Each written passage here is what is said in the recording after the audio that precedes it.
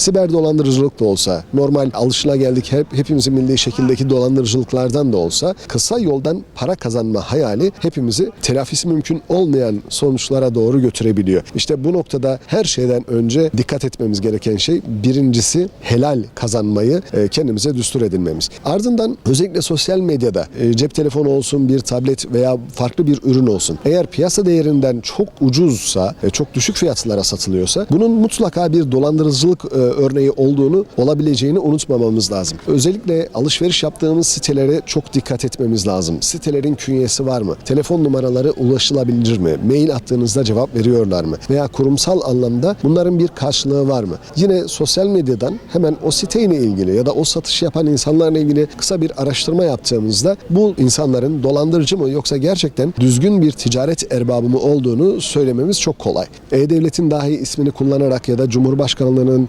veya diğer bakanlıkların isimlerini kullanarak bile sosyal medyadan bazen karşımıza çıkan iletilere rastlayabiliyoruz. İşte bu iletileri doğru değerlendirmemiz lazım. Birincisi o sitenin gittiği uzantının ayrıntısına bakmamız gerekiyor. Mesela devlet uzantıları genelde Gov.tr'dir biliyorsunuz. Eğer Gov.tr değilse, farklı bir uzantıysa oradaki linke tıkladığınız anda cep telefonunuzdaki bütün özel bilgileriniz, fotoğraflarınız, mesajlarınız, rehberinizdeki kayıtlı kişilerin tamamının bilgileri yine o insanların eline geçebiliyor. İşte burada da eğer cep telefonunuzda mesela kimliğinizin fotoğrafını saklıyorsanız veya kredi kartı bilgilerinizi saklıyorsanız, mail adresinizde bu bilgileriniz varsa işte buradan itibaren artık korkmanız gerekir. Çünkü onları çok kısa bir süre içerisinde kopyalayarak hemen kullanıma başlayabiliyorlar ve adınıza şirket dahi açmaya varan ve sonrasında yıllarca uğraşmanızı gerektirecek sıkıntılar baş gösterebiliyor. Adınız terör örgütü listesinde yer alıyor ya da işte sizinle ilgili bir soruşturma var, lütfen şunu yapın, bunu yapın, buraya tıklayın diyerek size bir mesaj hiçbir şekilde resmi yollardan gelmez. Adınız terör örgütünün listesinde yer alıyor. Sizi bundan kurtaralım. İşte ben falan komiser, ben filan savcı diyerek size bu şekilde telefon açan insanlara asla itibar etmeyin. Asla ve asla. Adını listeden sileceğiz. Seni bundan kurtaracağız. Şuraya şu kadar para getir, bu hesaba bu kadar altın yatır vesaire şeklindeki talepleri de hiçbir şekilde kale almamamız lazım, dikkate almamamız gerekir. Eğer böyle bir dolandırıcılığa maruz kaldık ve bizden özel bilgilerimizi istediler. Hiç kimseye telefonda gerek doğum yılı bilgilerimiz, gerek doğum yerimiz, gerek ailemizle ilgili kişisel bilgiler veya işte en çok kullanılan annemizin kızlık soyadı gibi bilgileri asla hiç kimseye söylemememiz lazım.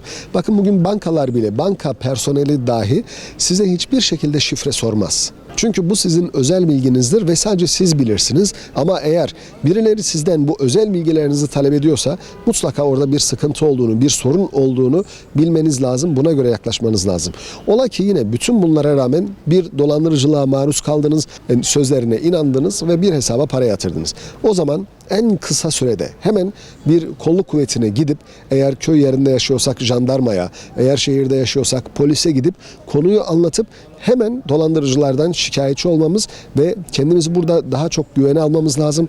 Eğer kimlik bilgilerimizle ilgili bilgiler vermişsek kimliğimizi değiştirmemiz gerekir. Çünkü üzerinde biliyorsunuz onların belge numaraları var. O belge numaraları değişebilir. Yine gazetelere ilan vererek hükümsüz olduğuna dair bir açıklama yapabiliriz. Çünkü yarın bir gün Allah muhafaza bu dolandırıcılar başımıza bir iş açtığında onun altından kalkamayabiliriz. Ama şikayetçi olmamız durumunda hemen bunu belgeleyerek o büyük sıkıntılardan kısmi de olsa en azından kurtulmuş oluruz.